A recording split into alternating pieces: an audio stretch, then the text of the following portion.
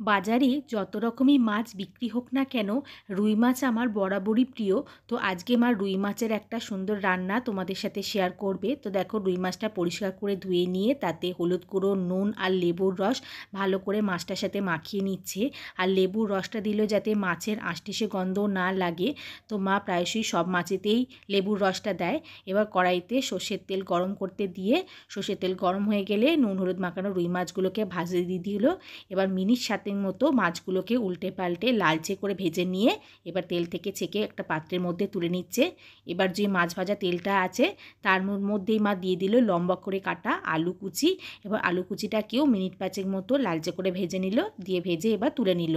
এবার বাকি যে তেলটা আছে ওর মধ্যে 5 ফোড়ন দিয়ে আর 2টো চেরা কাঁচা লঙ্কা গরম করে নিয়ে দিয়ে দিল একটা মিডিয়াম সাইজের পেঁয়াজ কুচি। পেঁয়াজ কুচিটাকেও হালকা করে ভেজে নিল।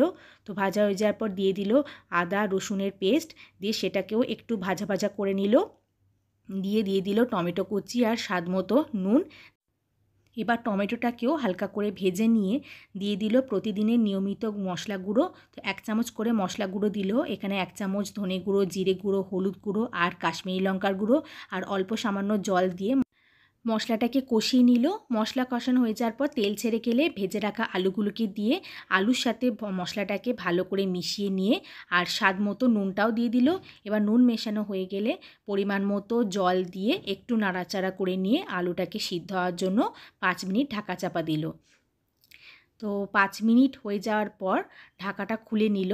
তো আলুটা মোটামুটি সিদ্ধ হয়ে যাওয়ার পর ভেজে রাখা মাছগুলোকেও দিয়ে দিল, আর দিয়ে দিল ওপর থেকে ধনেপাতা কুচি, দিয়ে একটু অল্প সামান্য নাড়াচাড়া করে নিয়ে একটু ঝোলটাকে ফুটিয়ে নিল। তাহলেই রুই মাছের ঝোল একদম রেডি। তো এবার মা নামিয়ে নিচ্ছে একটা পাত্রের মধ্যে।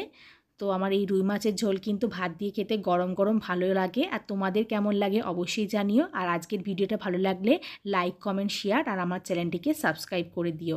ধন্যবাদ।